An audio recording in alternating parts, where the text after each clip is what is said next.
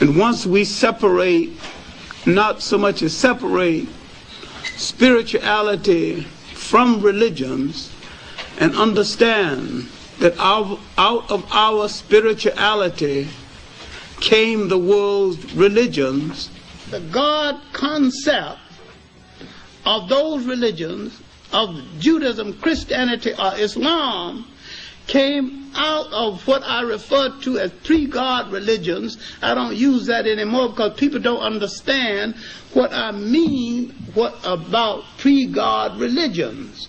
They're so accustomed to the word God, they cannot understand that there was a time when man thought of a force in the universe presiding over the universe, and while he meant God, he did not use the word God, and man had more spirituality before he consistently used the word God. He used the God force and the God concept without using the word. He meant the same thing, and ultimately Western man interpreted that as meaning the same thing. Spirituality is a way of accepting the fact that there is a spiritual force in the universe larger than all of mankind. Let's go back during the time of antiquity. The word antiquity means ancient time. Yes. There was no religion, no place on planet Earth. You have to realize that. Going back into Africa, you will find the Africans living in the continent of Africa not having a religion, but they had a spiritual way of life that included the ancient Egyptians also. They paid homage to their ancestors. They paid homage to nature.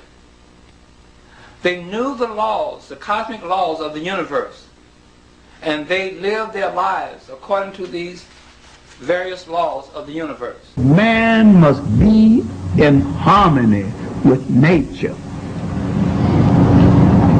Man must not be in a violent struggle against the elements. And that man and God and nature are in partnership one to the others.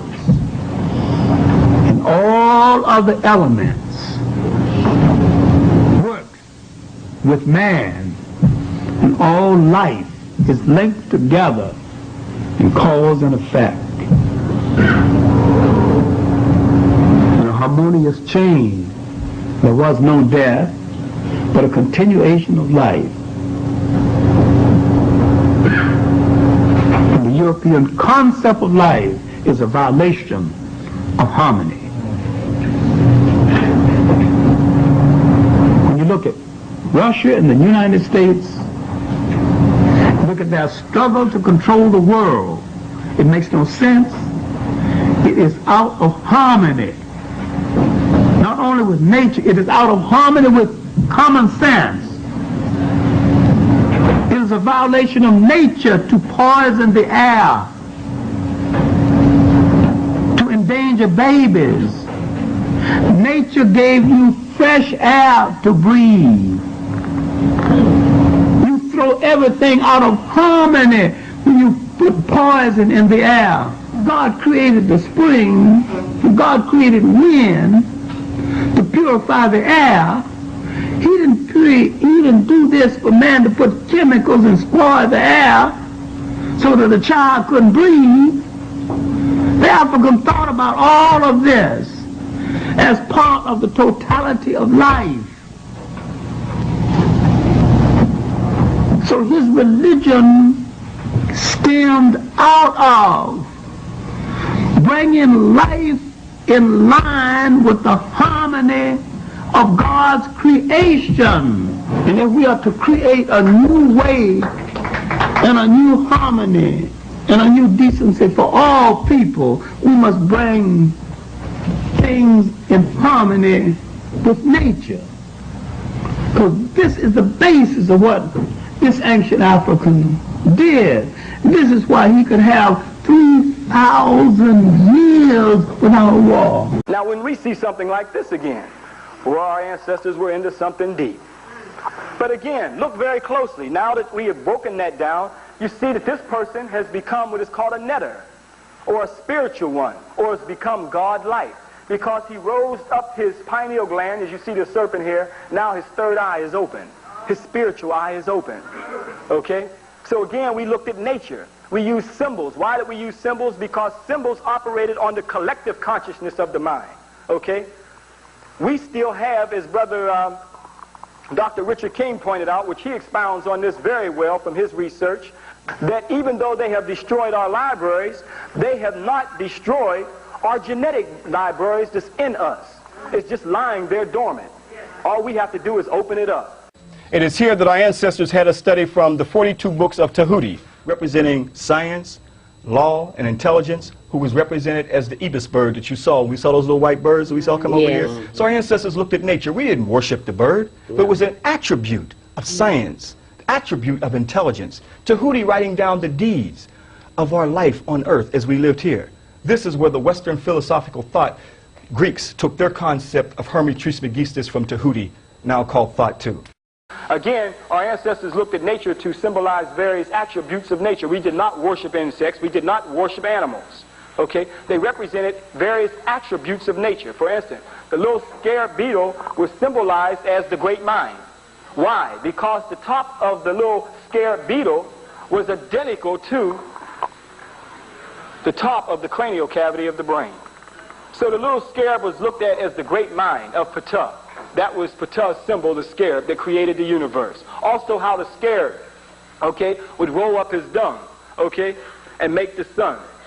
That was a symbol of being self-created, because the eggs would have to feed from the dung, and that was a symbolic as being self-created. Now, when we see something like this, we say, I sure don't understand what our ancestors was doing back in those days. They put this big bug on this body. What in the world is this? What you see here, remember I said, in the beginning, God created the heavens and the earth was without form and void, and the Spirit of God moved across the deep. Okay? So we see nothing but darkness. The scarab symbolized Ptah, black. The red body symbolized the sun that was created. Our ancestors saw ourselves in relationship with that of nature. We were totally connected with nature. We did not worship animals and insects. There were various attributes, because we looked at nature for our communication. Okay? That's why we were not destructive towards nature. So what we see is mind over body. And that's how we see the little scarab creating the sun, because it's red, like you see the body here is being red. The body was looked at as the great sun. That's why you call your sun the sun today. Symbolized as that sun. Okay? So here we see the little scarab rolling up the dung, was symbolic as how Ptah rolled up the sun in the universe and created the light. This was all symbolic and all various attributes. We need to look back and study our origins and where we came from. Try now to imagine Earth in prehistoric times, a place filled with a multitude of dangers, giant animals and reptiles, huge predators, earthquakes, volcanoes, tornadoes and meteors, and the subsequent fear and hostility such an unfriendly environment would breed. If you could be a time traveler and be spirited back to these ancient times, complete with all the sophisticated modern knowledge you now have, admit it, you'd be scared to death. I know I would be. Now try to imagine what it must have been like for these ancient people, totally devoid of all the knowledge we now take for granted about the awesome forces of nature. A volcano erupts, destroying everything in its path. The sky reverberates with thunder as a violent electrical storm hurls thunderbolts to earth, which start fires. Tornadoes sweep people, animals, and trees away into the sky. The earth opens up and an earthquake swallows a village in the twinkling of an eye. Gazing up into those fearsome skies filled with infinite numbers of stars, not to mention shooting stars, without having the remotest idea of what they were, lacking any form of scientific explanation. Is it any wonder that these ancient peoples created a myriad of all-powerful nature gods and the countless myths that surrounded them? The gods which have been worshipped and sacrificed to for thousands of years since, than the sun, which became known as God's sun, the light of the world. Human beings are the only creatures capable of the process of logical thought, of imagination, and of questioning everything around them. Now you can see all three pyramids. Now on the further back is the pyramid of Khufu, Khafra, and Menkaure. Keep in mind, brothers and sisters, that our ancestors had astronomical science, astrology, where they studied the stars and so forth. One of the things that's been brought to astronomers' attention is that they noticed that the pyramid of Khufu and Khafra, if you notice right here, are in a perfect alignment. Okay? It's a perfect alignment. But the question is that why would such a perfect alignment and perfect structure where they built the small pyramid of Menkaure off course? Can you see it off course? Yeah. But what they found, though, is that our ancestors were building the pyramids in alignment with the stars, that they were in rhythm with the astrology and the astronomical science of the universe, science of astrology, or the study of the stars. And what they found is that the star system Orion was the star system of Osiris. Remember, the king wants to become one with Osiris.